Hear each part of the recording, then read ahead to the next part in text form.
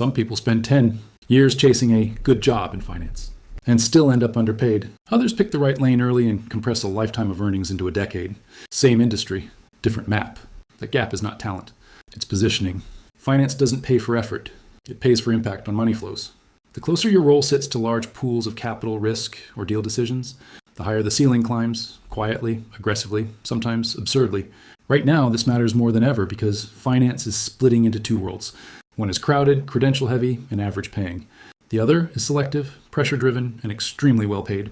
From the outside, they look similar. From the inside, they are galaxies apart. Start with the obvious giants. Investment banking still sits near the top, not because of prestige, but because bankers sit at the center of mergers, IPOs, and billion-dollar restructurings. When deals get larger, fees scale. Hours are brutal. Compensation follows. Next comes private equity. Fewer headlines, more ownership. These are the buyers, not the advisors. They use capital to control companies, improve them, and sell later. Small teams. Massive stakes. When returns hit, payouts jump. Hedge funds and quantitative trading take a different path.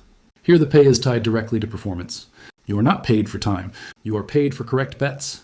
Math, code, and probability replace pitch decks. Then there's venture capital. Risky by design. Most bets fail. A few explode upward. Compensation rides on those outliers. It looks glamorous. The base pay is often lower than people expect. The carry is where the real money hides. Corporate finance leadership roles, CFO, head of strategy, treasury chiefs, earn more than many front office stars over time. Less noise, more control. They manage capital allocation inside large firms. Quiet leverage beats loud hustle. Asset management and portfolio. Management reward those who control long-term money. Pension funds, sovereign funds, large mandates. When you guide billions, even small percentage fees become large incomes. Risk management and derivatives structuring used to be backroom functions. Not anymore. Complex markets created demand for people who understand tail risk and exotic instruments. When losses can destroy firms, prevention pays well. Now, the modern layer.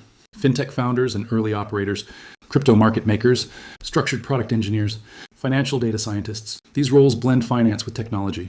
Smaller teams, faster scaling. Uneven outcomes, very high ceilings. The industry won't tell you this directly.